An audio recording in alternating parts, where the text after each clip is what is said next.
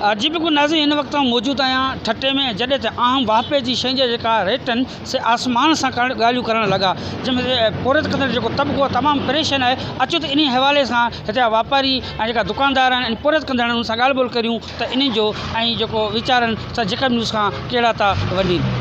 असांजे मुल्क पाकिस्तान में ये महंगाई एतिरी ज़्यादा वधी वई आहे, ग़रीब आवाम परेशान थी विया। वफ़ाक़ ये असांखे असीं मुतालो करण था चाहियूं इमरान ख़ान साहब सां, सिंध हुकूमत सां, मुराद अली शाह साहब सीएम सां। छा ग़रीबनि अवां जो ॾोह कहिड़ो कयो आहे, या अवां तब्दीली असां लाइ इहा आंदी आहे त ग़रीबनि ते माना अटे खाइण माना वठण जो माना कुझु गुंजाइश न आहे। खंडु वठी नथा सघूं, दाल नथा वठी सघूं, ये तेल पेट्रोल असीं पेट्रोल बि कोन था भराए सघूं। असांजा माण्हू ग़रीब आवाम वेंदी केॾां। असां सिंध हुकूमत सां वफ़ाक़ सां इन्हनि खे खुदारा पांखे तव्हां ॾिसो तव्हां छा पिया करियो। असांजी आवाम हिते ख़ुदकुशी बि करे, आवाम परेशान आहे। अवां ॾींहं बि ॾींहुं महांगाई बि कंदा वञो, छाजे करे बैरूनी मुल्क जा एजेंट आहियो छा आहियो। असांजे माण्हुनि, असांजे नौजवान, असांजी भेणियुनि, असांजी माऊं ख़ुदकुशी मजबूरी बि ख़ुदकुशी कनि पिया।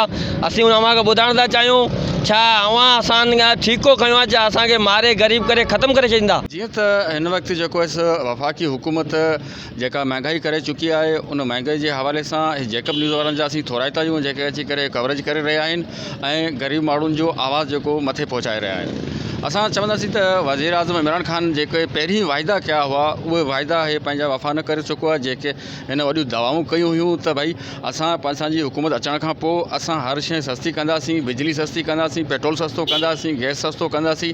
त असां उनखां इहो पुछणु चाहियूं था त उहो किथे सस्ताई आई आहे, जॾहिं त उनखां पोइ हीअ सस्ताई जे बजाए त हीअ त अञा वाधारो हिन सीज़न में अची वियो आहे। हाणे मज़दूर माण्हू हिकिड़ो जेकॾहिं 500 या 600 रुपया दिहाड़ी कमाए थो, हाणे अटो 75 रुपया 80 रुपया किलो अटो हले पियो ऐं उन सां गॾु खंडु ऐं पती जेके बि शयूं महांगी थी चुकियूं आहिनि। ग़रीब माण्हू हीअ कीअं पूरो करे सघे थो।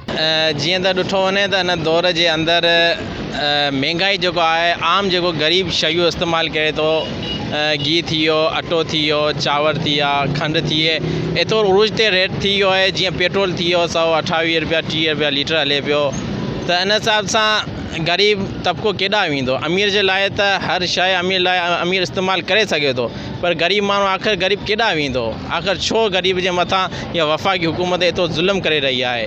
असां सिंध हुकूमत खां ऐं वफ़ाक़ी हुकूमत खां मुतालबो करियूं था त घटि में घटि ग़रीबनि ते जेको आहे ज़ुल्म एतिरो न कयो वञे ऐं हिन महांगाई खे रोकियो वञे। तो खान साहब, ये वज़ीर आज़म साहब बोल रहे थे कि अगर चीनी महंगा होते, आटा महंगा होते, पेट्रोल महंगा तो वज़ीर आज़म चोर होते। ये तो पहले आपने 2014 की तकरीर में कहा था, कंटेनर पे खड़ा होकर आपने यही बोला कि जो चीज़ें महंगा हो रहे हैं वज़ीर आज़म चोर। आज कौन चोर है? आज हमको तुम दिखाओ ना कौन चोर है। तो चोर तो मैं मशवरा दे रहा हूँ कि चोर तो तेरे दाएं बाएं हाथ पीछे बैठा हुआ है। एक घी का चोर होते, एक चीनी का चोर है, पीछे जो है ना आटा चोर बैठा हुआ है। इनको पकड़ो, पूछ के भाई कौन चोरी कर रहे हैं। आलू जी चुकायम जे घणो जे 60 रुपया किलो, बसर चुकायम जे 60 रुपया किलो। हाणे मुझे 400 रुपया तारीख़। हाणे मूंखे बसर वठा, कुकुड़ वठा या मच्छी वठी बच्चन खे छा खारायां। असीं 10 माण्हू खाइण वारा, ॿियो असां ग़रीबनि जो कुझु बि न आहे। पर असीं हिन हुकूमत खे इहो असीं ज़रूरु चऊं था, चाहे वज़ीर आला हुजे चाहे इमरान वज़ीर आज़म हुजे, त जहिड़ा सिंध हुकूमत आहे तहिड़ो माना वफ़ाक़ आहे। छो त पीपल्स पार्टी सिंध असांजी माना पीपल्स पार्टी खे वोट ॾिनो आहे। असीं बिलाल भुट्टे खे अपील था कयूं त एसीअ में न सुम्हे, लैंड क्रॉस में न सुम्हे, ग़रीबनि सां मिले। बिलाल भुट्टे जी मिल्कत या ॿिया जेके आने मिनिस्टर आहिनि उन्हनि जी मिल्कत, या वफ़ाक़ जेके वज़ीर आहिनि उन्हनि जी मिल्कत, उहे पाकिस्तान जे ग़रीबनि खे ॾिन त ग़रीब ख़तमु आहे। हिन रुझान में असां जेकब न्यूज़ वारनि जा ताईं थोराइता आहियूं, जेके हिन ॾुख भरी घड़ी में असां घटि में घटि हाल अहिवाल त वठणु अचनि था। जेसिताईं महांगाई जी ॻाल्हि थी कजे त हिते ऐं मजमूई तौर ते पूरी अंदरूनी सिंध जी कहाणी तव्हांखे ॿुधायां त हिते असां बाराड़ी में पहिरीं ॻाल्हि त हुकूमती रेट आहे ई कोन, जेका थींदी आहे चेक एंड बैलेंस सिस्टम जेको आहे उहो आहे ई कोन।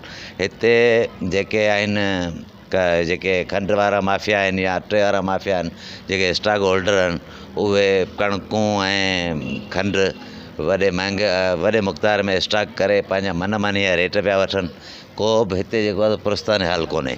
हिते असां वटि आउं वाज़े चवंदुसि मुंहिंजी जेकॾहिं हीअ आवाज़ु आला ऐवाननि ताईं पहुचे त आउं वाज़े कंदुसि असांजे डिस्ट्रिक्ट ठटे जे अंदरि हिते का बि चेक एंड बैलेंस जो सिस्टम कोन्हे। ख़ोराक खातो किथे आहे, ॿिया खाता किथे आहिनि, इन जी कंहिं क़िस्म जी का बि मालिकी कोन्हे। दुकान वापारी, वॾा वापारी जेके आहिनि स्टॉक होल्डर आहिनि, उहे पंहिंजी मनमानी जो रेट पिया वठनि।